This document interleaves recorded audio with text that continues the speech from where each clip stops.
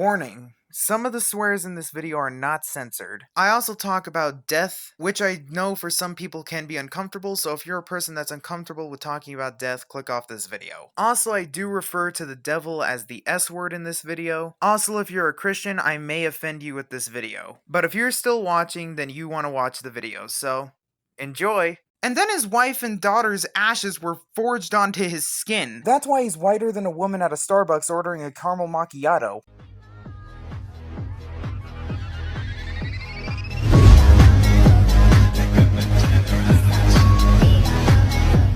Hello everybody, it's Duplo's Kids, and I'm back with yet another video. Today's video is going to be very simple. It's going to be a top 10. Specifically, my top 10 favorite video game characters of all time. And there is quite literally only one rule. And the rule is that it must be a character from a game I've actually played. Even though I watch a lot of gaming content, and have played a good amount of video games, there are characters I would like to put on this list, but I just haven't played their games, so... But before we get into the video, don't forget to do what every other YouTuber has ever said to do in any of their videos. I'm not gonna repeat what 1,000 YouTubers before me have said, and let's get right into the video! Number 10.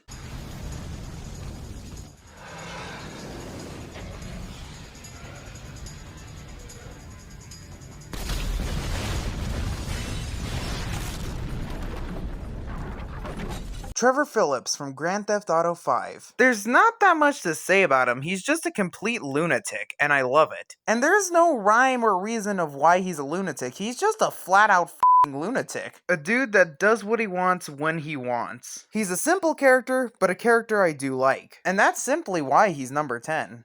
Number 9. Do I want to be this Dutch pet? I am. Arthur Morgan from Red Dead Redemption 2. I know I'm gonna get a lot of flack for this because of the amount of people that love Arthur Morgan. And from what I remember, Arthur Morgan was a pretty cool character. I think I stopped playing the game after the Irish dude died. Then I just never played it again and deleted it because it was taking up way too much space. But from what I got, Arthur Morgan was a funny badass that was genuinely really cool. And I feel like it would be a criminal offense if I didn't put Arthur Morgan on this list. So since I played the game before, here it is. That's really the only reason why he's at 9th, because I'm sure he's a really cool character once you play the full game, but I haven't finished the full game yet, so. Number 8.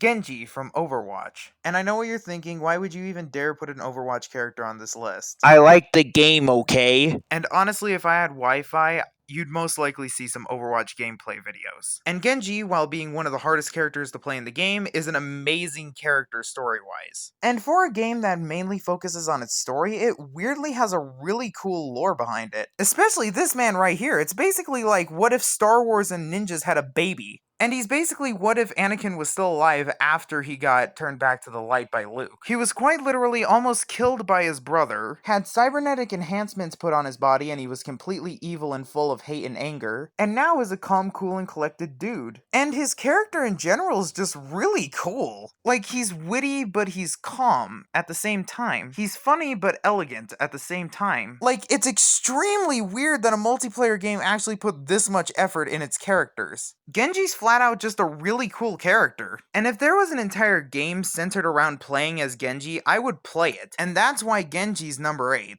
Number 7.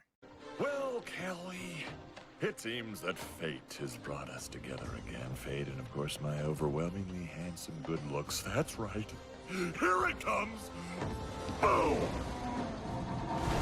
Flint from the Skylanders series. To all my Skylanders fans, Do I really need to explain why this man deserves to be on the list? This man is the definition of a goat. He be out here flying the Skylanders out of the most dangerous situations physically possible. And while yes, Flint does have a pretty big ego, he's still a fun character. An extremely funny character and probably the funniest one out of the entire cast. But other than that, I don't think I need to explain further of why this goat deserves to be on this list. And the only reason why he's this low is because of the fact there's better characters on this list. And that's why he's number 7. Number 6.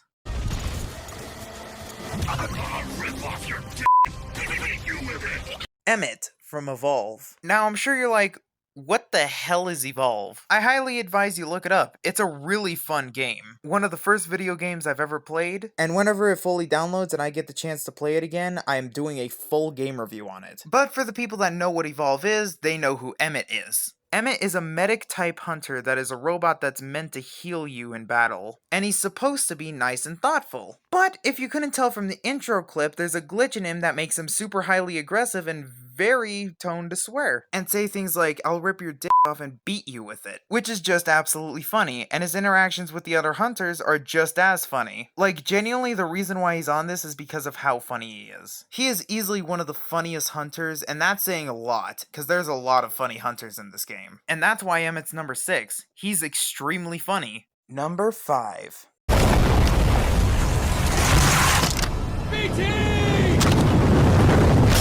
Got you.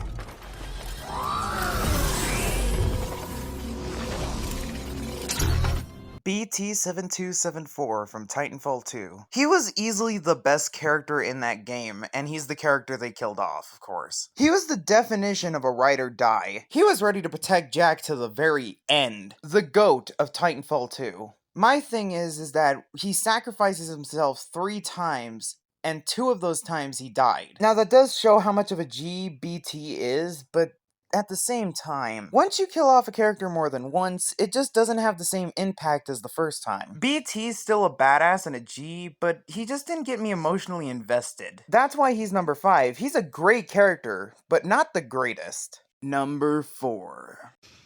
Wait! Let me go. Please. You just come after her. Joel Miller from The Last of Us. This game is by far the most tragic and sad game I have ever played through. And most of the time I get spoiled a lot to video games, but this is one of the rare occasions where I wasn't spoiled at all. I didn't even know this game existed. I am so glad I played this way before The Last of Us Part 2 came out. This man's story was so goddamn sad. The minute the infection happened, his life went to hell in a handbasket. Literally one of the first major scenes in this game has Joel holding his daughter, bleeding out, dying in his arms. And somehow it gets worse from that. He went from being your average everyday man to being the coldest dude alive. This man's heart was basically stone when we fully actually got into the game. But slowly through the game, his heart starts to open up again with Ellie, and he basically becomes her new father. And every sad scene with those two just had me on the edge of my seat. But even with having a daughter again, he's still a complete savage in this game. He quite literally has fought through armies of Marines. They have full-on auto assault rifles, and this man isn't even fazed by it. I mean, obviously he can still get killed by them. I mean, he's only human after all. But this man's still a complete savage. Pairing with the heart-wrenching story this game provides, it's just, oh my god, perfect. But my one problem with this character is the way his story ended. I wanted this man to have a happily ever after with Ellie so goddamn bad. But because of Abby, he's dead. Were her reasons for killing Joel valid? Yes. I mean, Joel did kill her father, which is a valid reason to kill someone. But the way she killed him is what makes me hate Abby. The type of hate that, no matter how good the character is, my hatred will always still burn. Like an eternal flame. This bitch shot Joel in the leg with a shotgun and then proceeded to beat him to death with a f***ing golf club. And then Ellie had to watch Joel die! I swear to God, the first words out of my mouth when that happened was blood hunt. I wanted Abby so dead. Throughout the entire game, I wanted Abby dead. Even at the end of the game when Ellie spares Abby, I still wanted Abby dead. I wish they had an option, do you want to kill Abby or not, because I would choose... I think you already know what I would choose. But this one-man story is so tragic and ends in such a horrible way that he did not deserve. But nonetheless, Joel is one of my favorite characters in gaming. He is an amazing character. That's why he's number 4. He's just such a heart-wrenching character. And a badass. Number 3. Would you humor me?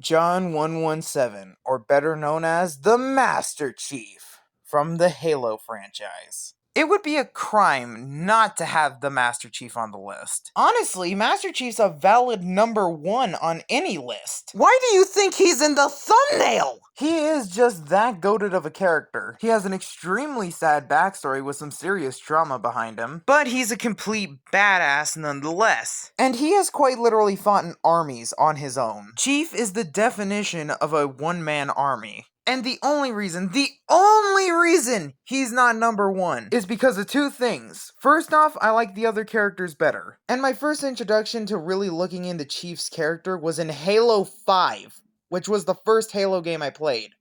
This is coming from a guy that's only played quite literally 3 Halo games, and one of those was Halo Wars 2. But Halo 5 was just genuinely a terrible game. But we're not talking about games, we're here to talk about the characters. And that was the first main interaction I had with Chief's character. Well, other than stupid stuff like this. Master Chief, you mind telling me what you're doing in that Snuggie? Sir, going blanky mode. But other than that, Master Chief totally deserves to be on this list, and is one of my favorite characters in gaming. And plus, he's a gaming legend. Of course he deserves to be number 3 on this list. Number 2.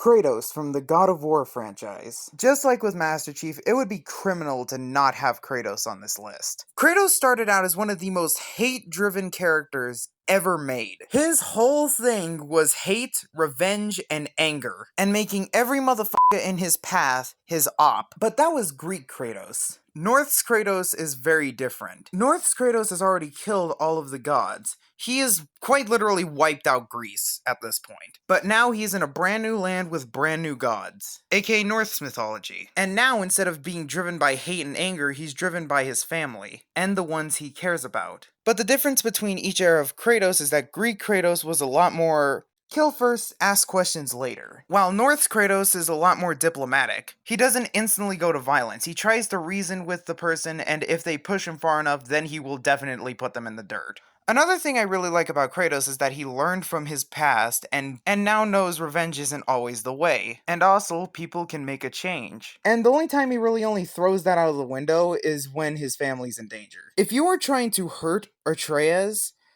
this is quite literally something he said in the game of what would happen if you were to mess with Atreus. Or you may meet the god I once was.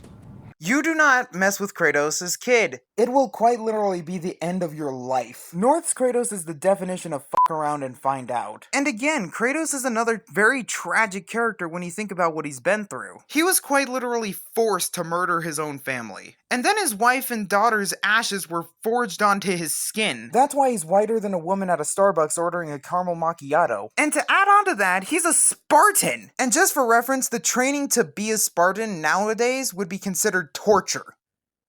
Torture! And you already know Kratos got that dog in him. In the North's games, he killed 2 separate gods. He killed all of the Valkyries, which are some of Odin's best warriors. And he took down Odin and Thor. He didn't kill them, but he took them down to where they could be killed. And Greek Kratos? He killed dozens of monsters, including Medusa, which if you don't know, with a single stare can turn a man or anyone into stone, and he just casually cut off her head and used it as a weapon. He also killed the Minotaur. He has quite literally killed Titans, specifically Gaia and Cronus. Just to give you reference of how big these guys were, Kratos wasn't even the size of their fingernails. And plus, Gaia had the ability to quite literally create life. And Kronos was the father of Zeus. And of course, the most famous of Kratos' bodies is the entire freaking Greek pantheon. He quite literally killed every single Greek god, including Zeus. And he just left Greece in ruins. Kratos may be a nice guy now,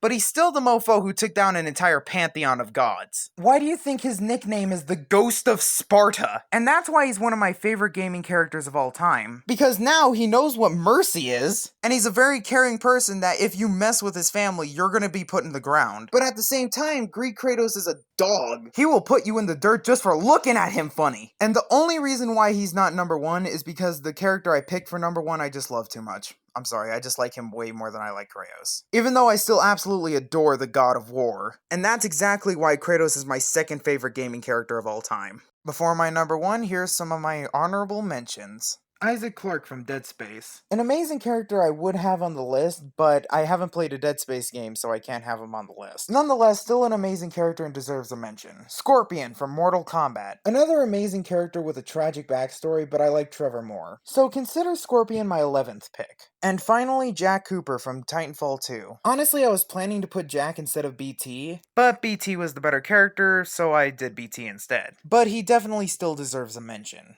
But with all of that out of the way, now it's time for my...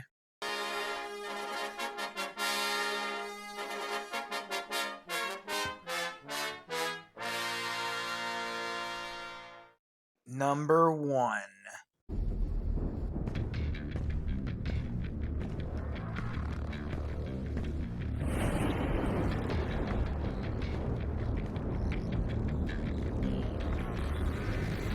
The Doomslayer from the Doom franchise. I know what you're probably thinking.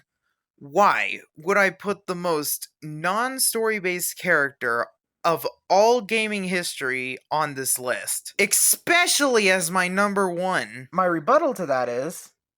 I love the Doomslayer. That's it. I just like the Doomslayer. I like how he has all this trauma, like he's thrown on Mars, has to watch his entire crew die, and comes back home to his wife and family dead. But he shows none of that emotion and just really only cares about killing the demons. He is just nothing but rage. And the gods of that world just thought, hey, he's doing a decent job. Here's some god powers. And now he's just a god. And just to sprinkle something extra in there, he's just flat out a clone of Satan himself.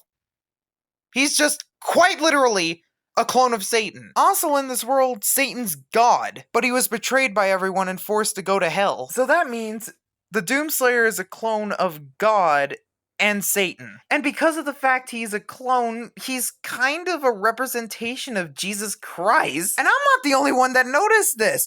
Look up pastor reacting to Doom Eternal. There's an actual video of a pastor reacting to Doom and full on calls out the fact that he's kind of a representation of Jesus. And let's just say the Doomslayer doesn't crucify around. If you get in his way, you are done. If you're a demon, you are done. He is just an unstoppable beast. He will quite literally rip and tear until it is done. And nobody except for Satan himself was an actual challenge for the Doomslayer to kill. The Doomslayer is just that absolutely overpowered. And he's just so cold and he barely ever talks. And if you're mad by the fact that I said he's a representation of Jesus, why? The Doomslayer quite literally rips demons apart like it's paper. And as I stated before, he killed Satan! Or Lucifer or the devil, whatever you want to call him. The Doomslayer is the most metal, badass character in all of fiction. And he is just completely and utterly awesome. The Doomslayer rules, and that's why he's my number one. He's just that cool. And that's all of them. I hope you guys enjoyed this video. Don't forget to do what every other YouTuber has said to do 1,000 times before me. I'm not going to repeat them. And I'll catch you all in the next video. Goodbye! Like the video, or you're gonna be abducted by aliens. And yes, the government confirmed they're real. Yeah, they're totally real. The aliens are real! I can't find him. I can't find him. I will fly to Texas and kill you. I can't find him. He made them alone. Leave them alone. I swear to no.